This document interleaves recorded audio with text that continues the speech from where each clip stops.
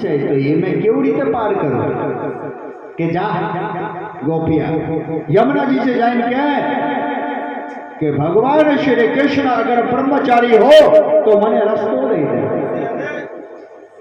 એટલા કીધું કે હે યમુનાજી અગર કાળિયા ઠાકર આ ગોપાલ કૃષ્ણ અગર બાલ બ્રહ્મચારી હો તો અમને રસ્તો આપી દે યમુનાજીના બે થાળ તે નદીમાં તો રસ્તો દીધો અરે થાળ લઈને ત્યાં જમાડી દીધો ગોપી વિચાર કરવા માંડી કે તે હમણે મારી સાથે રાસ રમતો હતો એ બ્રહ્મચારી શેનો હા તો ગોપીઓનો મગજ ફરી ગયો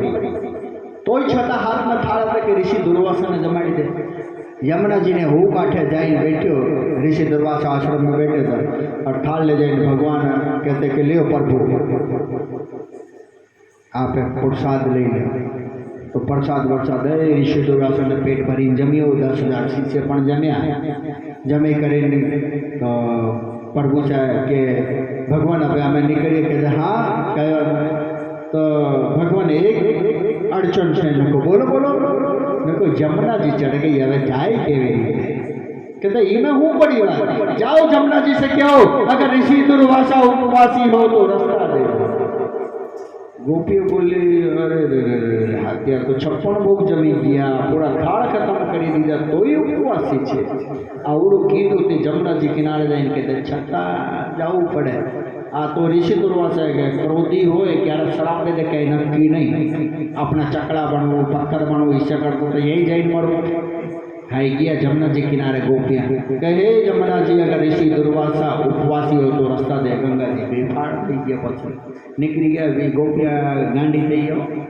पागल थी कि आ करिए हूँ ऋषि दुर्वासा 56 भोजन खाई गया ये मारे साथ राष्ट्र में ये ब्रह्मचारी वो उपवासी हमें करूँ हूँ हाँ तो गोटाले चढ़ी जाए त्यारे बोले कि भगवान एनो रहस्य समझो एने रहस्य समझवो तो टाइम काढवो पड़े न को भगवान हमें कहीं जोतो नहीं संसार गयो वहाँ है हमने एनो रस्तो बताई दियो हमारे हाथ से संसार त्यागी दू छे हमारे कहीं जोतो नहीं लेकिन एनो रहस्य बताए कि हूँ तमारे हारे क्यारे रास रमियो नहीं रास तो मारो शरीर रमतो होय हूँ तो क्या ने क्या होय पछे ऋषि दुर्वासा तो ऋषि दुर्वासा प्रकट दे कि भगवान आप के तो हूँ क्या जन्मूँ वो तो क्यारे जमियो ही पण नहीं आ तो पंचमहाभूत से पवन देव से जल से अग्नि से वायु से ये जमी गया हूँ तो क्यारे जमतो ही नहीं हमें गोपियों गांडी देंगे आ रहस्य तो पंचमहाभूत प्रकट दिया ऋषि दुर्वासा ने पंचक पंथ कहते ना अपने 5 स्वरूप करे जल का अलग अग्नि का अलग फलाने का अलग और इसमें से एक श्वेत प्रकाश स्वरूप ऋषि दुर्वासा अलग दिया जो शिव स्वरूप था अब 5 बोले कि हमें जम्यो से सामे वो कभी जमतो नहीं कभी क्यारे भोजन नहीं करतो वो तो सदा उपवासी से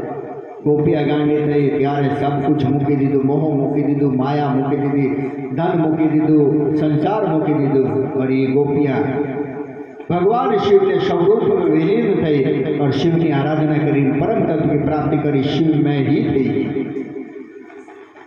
क्योंकि पूर्व जन्म ने वो ऋषि थे जिन्हें मोक्ष मळ्यो ने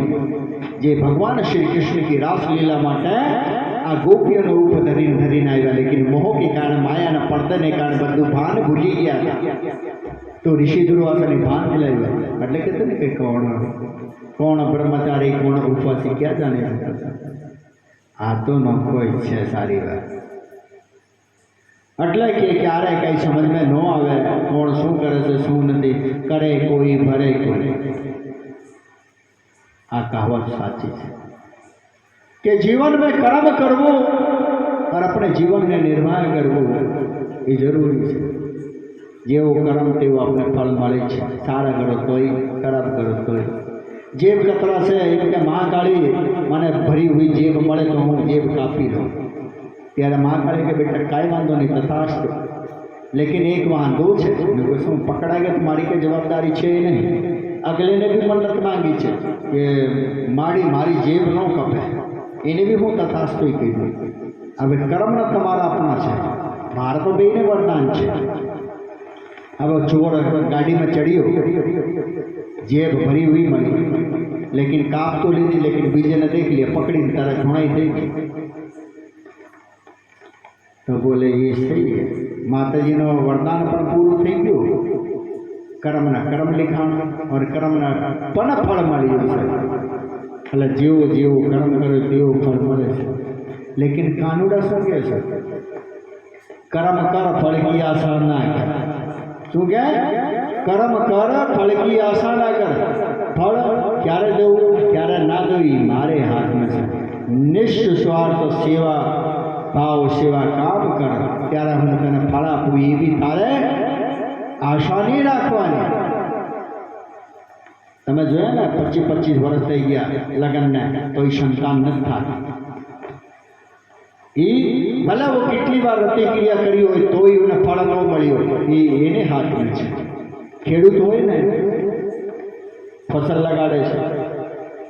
એ ફળ की आशा जितनी करे तो कुदरत ने जितनो दो उतनो જ दे